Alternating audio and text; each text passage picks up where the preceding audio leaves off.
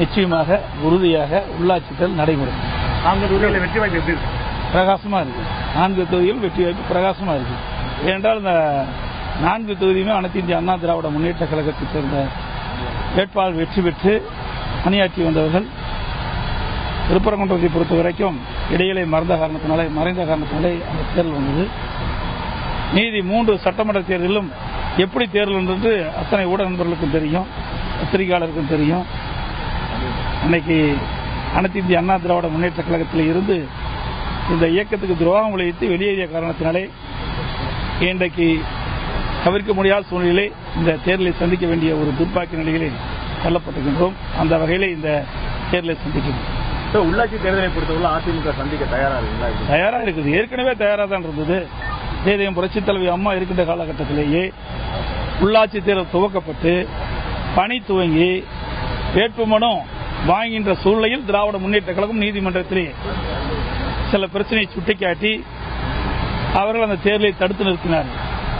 பிறகு பல்வேறு பிரச்சனையின் காரணமாக தேர்தல் ஒத்திவைக்கப்பட்டிருந்தது. இப்பொழுது 3 மாதம் கழித்து தேர்தல் நடத்தப்படும் என்று தேர்தல் ஆணையம் கேட்டுக்கின்றது. நிச்சயமாக தேர்தல் 3 மாதம் கழித்து நடைபெறும். தகுதி தேர்தலை பொறுத்தவரையிலும் ஒரு 1500 ஆசிரியர்கள் பணி நீக்கம் செய்ய உத்தரவிட்டிருக்காங்க. அவங்க பணி பாதுகாப்பு வேணும்னு அரசு கிட்ட கோரிக்கை வச்சிருக்காங்க. அரசோட நிலைப்பாடு என்ன? ஏற்கனவே ஆசிரியர் தேர்வை பொறுத்த வரைக்கும் அதில் தேர்ச்சி பெற வேண்டும் என்று விதிமுறைகள் இருக்கின்றன. பல ஆண்டு காலம் அவர்களுக்கு வாய்ப்பு கொடுக்கப்பட்டது. ஆனால் அந்த வாய்ப்பை பயன்படுத்தி அவர்கள் தேர்ச்சி பெறாத காரணத்தினாலே நீதிமன்றத்தின் உத்தரவின்படி அரசு செயல்படுத்த வேண்டிய நிலை ஏற்பட்டுள்ளது. டெல்லி மாணவர்களோட வாய்ப்புகளை தமிழக மாணவர்கள் தட்டிப்படுகிறாரு அரவிந்த் கெஜ்ரிவால் சொல்லியிருக்காரு. அது உண்மைதான் அப்படின்னு சொல்லிட்டு நடிகர் பிரகாஷ் ராஜ் சொல்லியிருக்காரு. இது தமிழக அரசோட நிலைப்பாடு.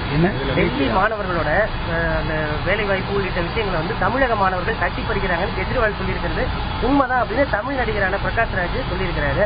இது தொடர்பாக ஊடகத்தை அவர் தமிழ் நடிகரா கர்நாடக நடிகரும் முதல்ல நீங்க தேர்வு தமிழ்நாட்டில் நடிச்சிட்டு இருக்காரு. அவ்வளவுதான். அவருடைய நேட்டிவ் பிளேஸ் கர்நாடகம் என்று கருதுறேன். தமிழக மக்கள் திறமையான மாணவர்களாக இருக்கின்ற காரணத்தினாலே அவர்களுக்கு வேலைவாய்ப்பு கிடைக்கிறது. அவர்கள் திறமையின் அடிப்படையிலே தான் வேலைவாய்ப்பு கிடைக்கிறது ஒழிய எந்த மாநில அரசும் தானாக முன் வந்து அவர்களுக்கு வேலைவாய்ப்பு தருவதில்லை.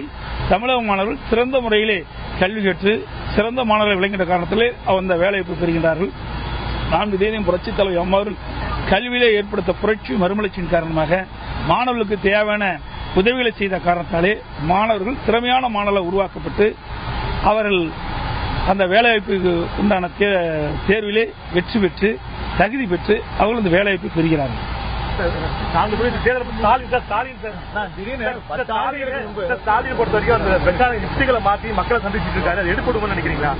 நீங்க தான் சொல்லணும், பத்திரிகையாளர் கூட தான் சொல்லணும். ஏன்னா இதுவரைக்கும் அவள் கீழிறங்கி போனதே கிடையாது. இன்றைக்கு தோல்வி பயத்தின் காரணமாக இன்றைக்கு வெவ்வேறு உத்திகளை கையாண்டு இன்று மக்களை சந்திப்பதாக உங்கள் ஊடகத்தின் வாயிலாக பத்திரிகையாக பார்த்தேன். இன்றைக்கு அந்த அளவுக்கு தோல்வி பயம் அவருக்கு வந்துவிட்டது.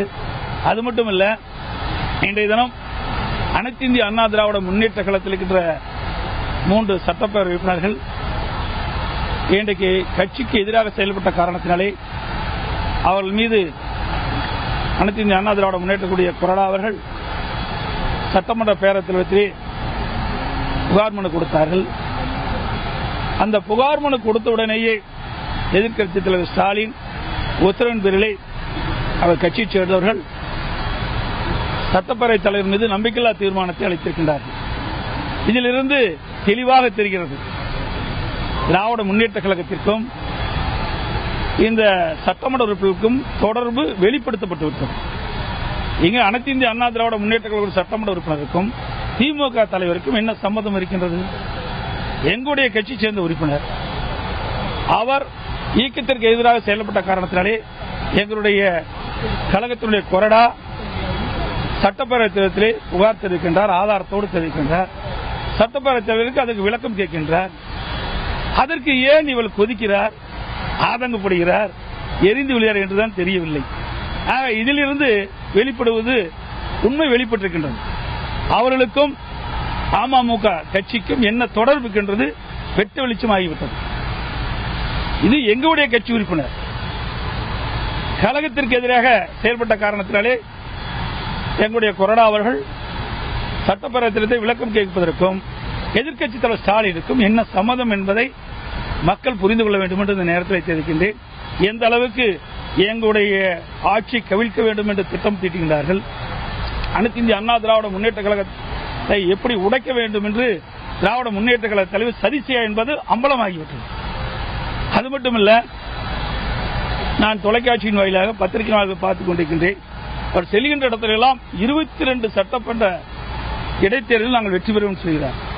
22 சட்டமன்ற இடைத்தேர்தலில் வெற்றி பெறும் என்று சொன்னால் எதற்கு நம்பிக்கையில்லா தீர்மானம் கொண்டு வரீங்க? உங்களுக்கு நம்பிக்கையில்லா காரணத்தினால தான் நம்பிக்கையில்லா தீர்மானம் கொண்டாடுறீங்க. 22 சட்டப்பேரவை உறுப்பினரும் தேர்ந்தெடுக்கப்பட்டுவிட்டால் இவர்களுக்கு தானாக பெரும்பான்மை கிடைத்துவிடும். ஆனால் இவருடைய உள்ளத்திலே பயம் வந்துவிட்டது.